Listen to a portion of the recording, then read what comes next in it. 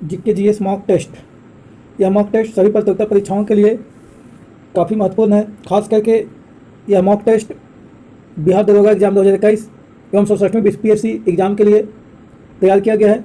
ऐसे सभी प्रतियोगिता परीक्षाओं के लिए इस सीरीज के सभी जीके जीएस इम्पॉर्टेंट है, महत्वपूर्ण है। जिस प्रतियोगिता परीक्षा में जीके जीएस पूछा जाता है वे सारे प्रतियोगिता परीक्षाओं के लिए इस सीरीज के प्रश्न काफ़ी महत्वपूर्ण है, यानी अति महत्वपूर्ण है। मोस्ट इम्पॉर्टेंट जीके जीएस का प्रश्न एवं आंसर इस सीरीज में शामिल किया गया है। चलिए देखते हैं पहला प्रश्न कौन सा है। लेकिन पहला प्रश्न देखने से पहले बता दें कि इस चैनल पर जो नए हैं चैनल को सब्सक्राइब करें, वीडियो को फुल वॉच करें, लाइक करें और ज़्यादा से ज़्यादा अपने चाहने वालों के साथ शेयर करें। वैसे दोस्तों को शेयर करें जिनको इस तरह के वीडियो का आवश्यकता है और जो प्रतियोगिता परीक्षा में शामिल होते हैं वैसे दोस्तों को इस वीडियो को शेयर करें। और बता दें कि बेल आइकन को दबाना ना भूलें ताकि आपका जब भी वीडियो डाला जाए तो समय से नोटिफिकेशन आपके मोबाइल पे, कंप्यूटर पे पहुंच जाए। चलिए देखते हैं पहला प्रश्न है, निम्न में से कौन सी दवा एंटीबायोटिक है? सही जवाब होगा ऑप्शन सी, पेनिसिलिन। पेनिसिलिन दवा जो है एंटीबायोटिक दवा है। प्रश्न नंबर 2 है, मनुष्य का सामान्य रक्तचाप होता है? सही जवाब होगा ऑप्शन बी, 120/80। मनुष्य का सामान्य रक्तचाप यानी ब्लड प्रेशर होता है 120/80। सिस्टोलिक व डायस्टोलिक, सिस्टोलिक 120 और डायस्टोलिक 80 आपका होता है सामान्य ब्लड प्रेशर।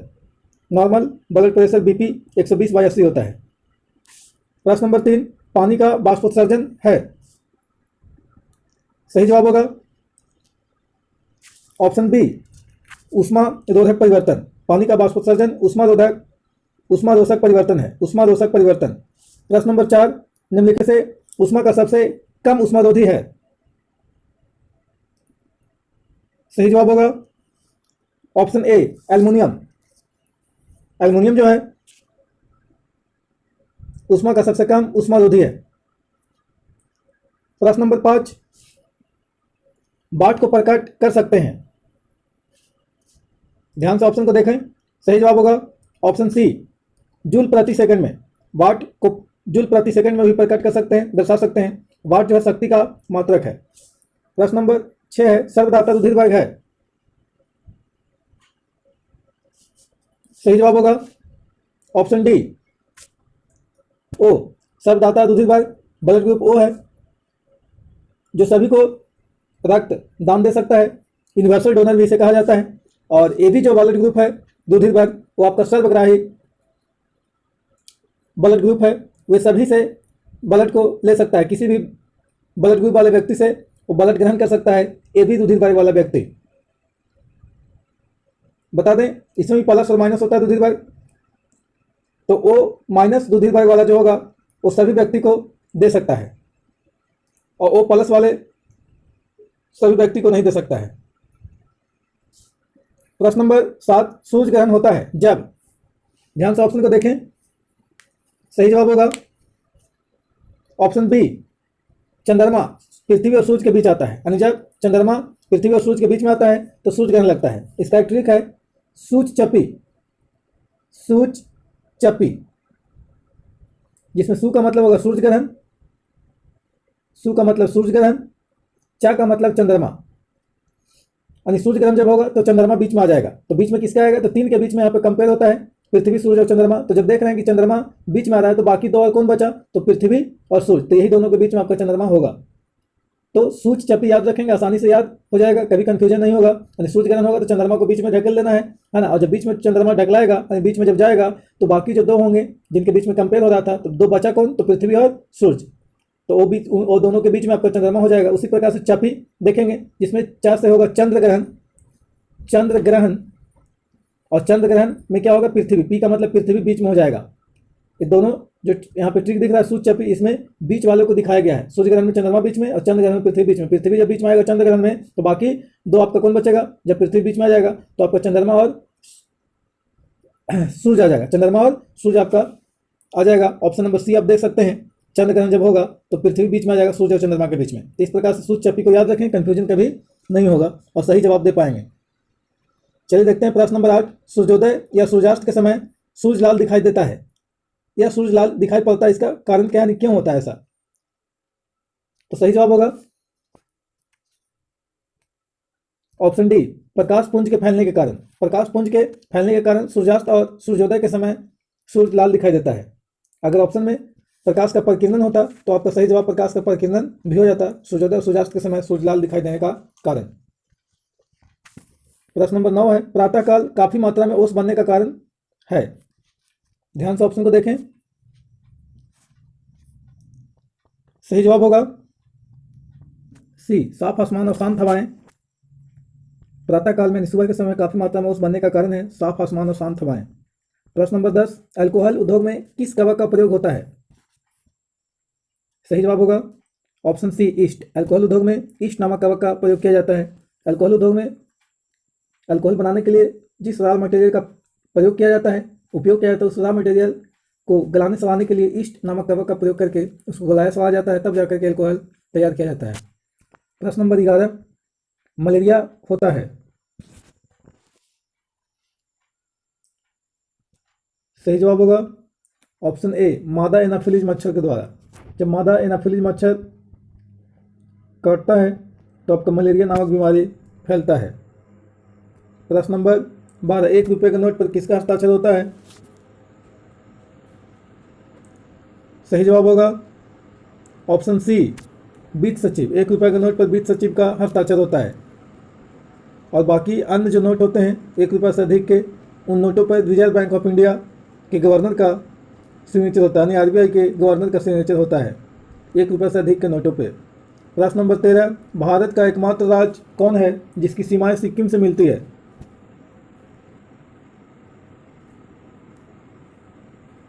सही जवाब होगा ऑप्शन बी, पश्चिम बंगाल। भारत का एकमात्र राज्य पश्चिम बंगाल है जिसकी सीमाएं सिक्किम से मिलती है। प्रश्न नंबर 14, कपास प्राप्त होता है। सही जवाब होगा ऑप्शन सी, बीज से। कपास बीज से प्राप्त होता है, यानी बीज के चारों तरफ रेशा के रूप में सटा हुआ होता है जिसको कपास कहा जाता है, और इसको हम लोग रुई के नाम से ही जानते हैं, जिसका उपयोग रुई यानी कपास का उपयोग नेहाली तोशक गद्दा में किया जाता है, धागा बनाने में किया जाता है। प्रश्न नंबर 15, पौधे किस विधि से भोजन का निर्माण करते हैं? सही जवाब होगा ऑप्शन बी, प्रकाश संश्लेषण। पेड़ पौधे प्रकाश संश्लेषण विधि के द्वारा भोजन का निर्माण करते हैं। कमेंट बॉक्स में बताएं कि प्रकाश संश्लेषण के लिए कच्चा माल क्या क्या होना चाहिए। प्रश्न नंबर 16, ट्रांसफार्मर का प्रयोग होता है।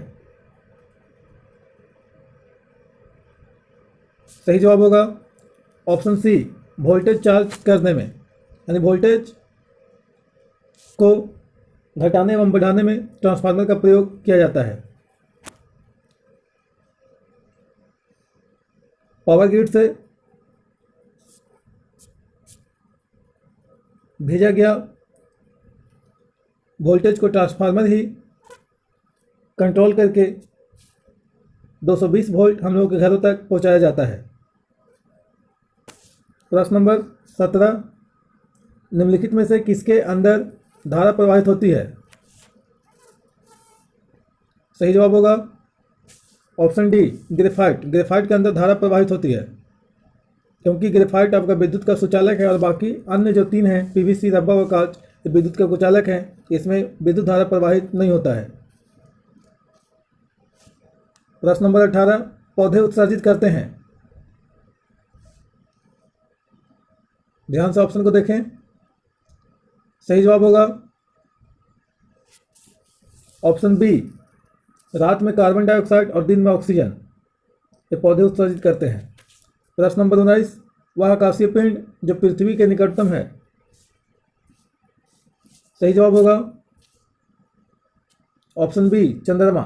चंद्रमा वैसा आकाशीय पिंड है जो पृथ्वी के निकटतम है, नज़दीक में है। प्रश्न नंबर 20, खेलों में उत्कृष्ट प्रदर्शन के लिए निम्नलिखित में से कौन सा पुरस्कार दिया जाता है?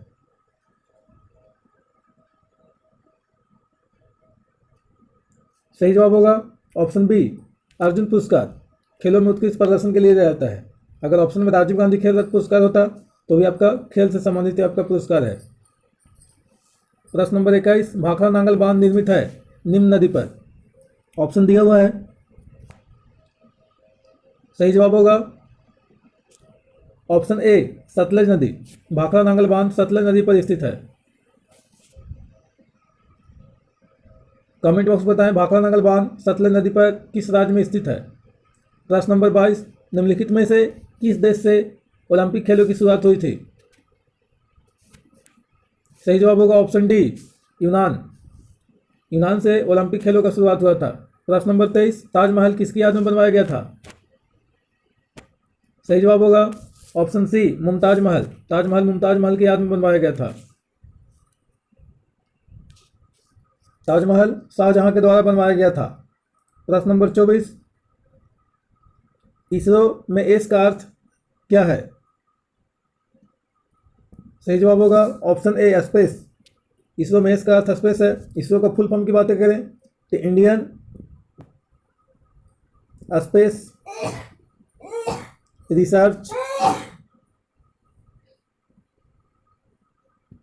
ऑर्गेनाइजेशन।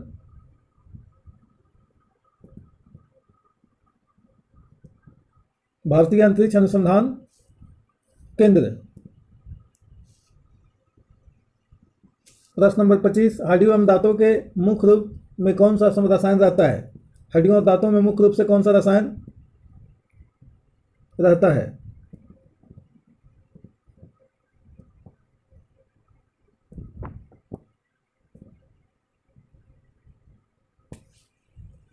सही जवाब होगा ऑप्शन बी कैल्शियम। और फास्फोरस भी होता है हड्डियों एवं दांतों में, जो आपको ऑप्शन में दिया वो नहीं है।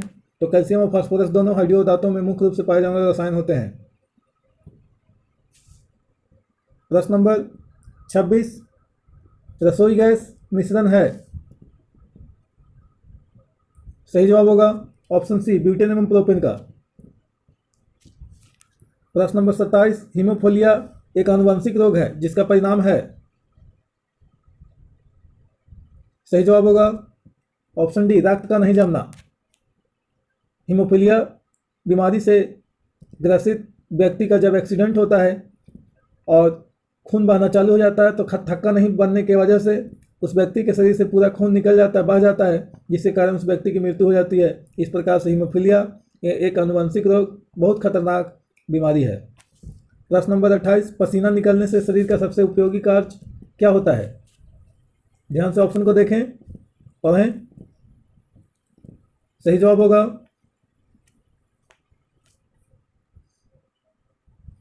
ऑप्शन बी शरीर का ताप नियंत्रित होना। शरीर से जब पसीना निकलता है तो शरीर का ताप नियंत्रित हो जाता है, यानी बॉडी का टेम्परेचर कंट्रोल में आ जाता है। प्रश्न नंबर 29, मौर्य सम्राट संप्रति किस धर्म का अनुयायी था? सही जवाब होगा ऑप्शन बी बौद्ध धर्म। बौद्ध धर्म का अनुयायी था मौर्य सम्राट संप्रति। प्रश्न नंबर 30, सुखोई एक प्रसिद्ध है। सही जवाब होगा ऑप्शन बी लड़ाकू विमान। सुखोई एक लड़ाकू विमान है। प्रश्न नंबर 31, भारत का सबसे बड़ा नागरिक पुरस्कार है। सही जवाब होगा ऑप्शन सी भारत रत्न। भारत का सबसे बड़ा नागरिक पुरस्कार भारत रत्न है। प्रश्न नंबर 32, संसद के दोनों सदनों की संयुक्त बैठक की अध्यक्षता कौन करता है? सही जवाब होगा ऑप्शन ए लोकसभा अध्यक्ष। संसद के दोनों सदनों के संयुक्त बैठक का अध्यक्षता लोकसभा अध्यक्ष करता है, जबकि दोनों सदनों की संयुक्त बैठक बुलाने का काम भारत के राष्ट्रपति करते हैं। जब दोनों सदनों के बीच किसी भी विधेयक को लेकर के मतभेद हो जाता है तो ऐसी स्थिति में संसद के संयुक्त बैठक राष्ट्रपति के द्वारा बुलाया जाता है। प्रश्न नंबर 33, इंग्लैंड की मुद्रा है। सही जवाब होगा ऑप्शन डी पौंड। इंग्लैंड की मुद्रा पौंड है। प्रश्न नंबर 34, जब भारत में सर्दी होती है तब निम्नलिखित में से किस देश में गर्मी होती है? अकॉर्डिंग टू ऑप्शन, सही जवाब होगा ऑप्शन सी न्यूजीलैंड। जब भारत में सर्दी होती है यानी ठंडा का मौसम होता है तो आपका न्यूजीलैंड में गर्मी होता है।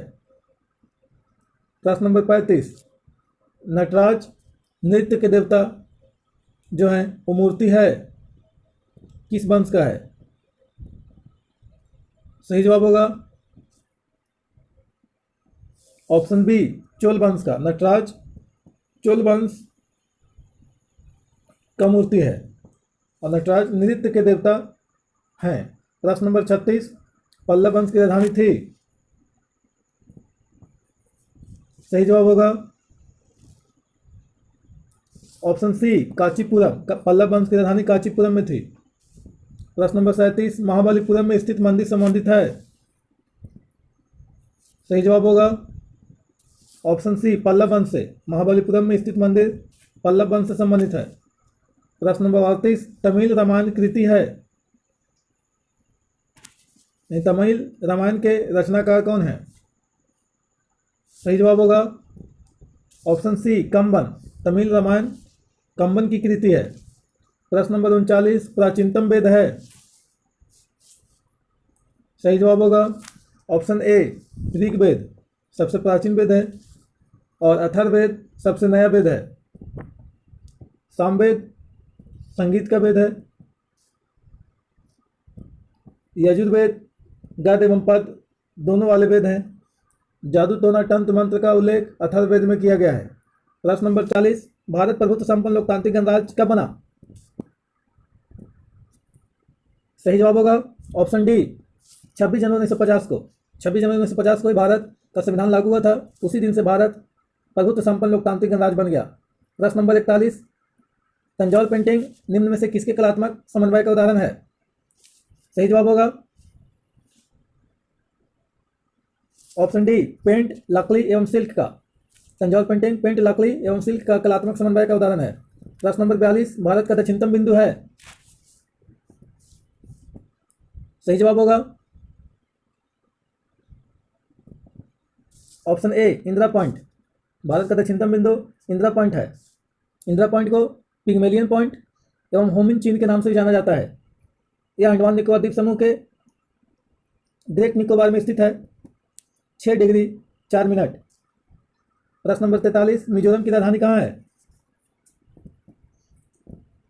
इस सीरीज का सबसे आसान क्वेश्चन। सही जवाब होगा ऑप्शन बी आइजोल। प्रश्न नंबर 44, सीरिया की राजधानी कहाँ है? सही जवाब होगा ऑप्शन डी दशमिक।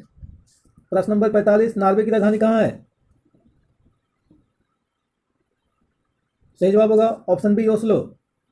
प्रश्न नंबर 46, कर्क रेखा किस शहर के पास से होकर गुजरती है? सही जवाब होगा ऑप्शन सी भोपाल।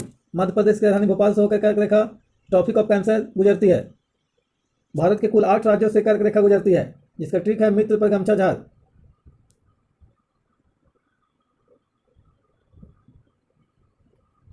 जिसमें ध्यान से सुने, मी का मतलब मिजोरम, त्रा का मतलब त्रिपुरा, पा का मतलब पश्चिम बंगाल, रा का मतलब राजस्थान, गा का मतलब गुजरात, माँ का मतलब मध्य प्रदेश और छा का मतलब छत्तीसगढ़ और झार का मतलब झारखंड। ये आपका 8 राज्य हैं जिससे कर्क रेखा होकर गुजरती है।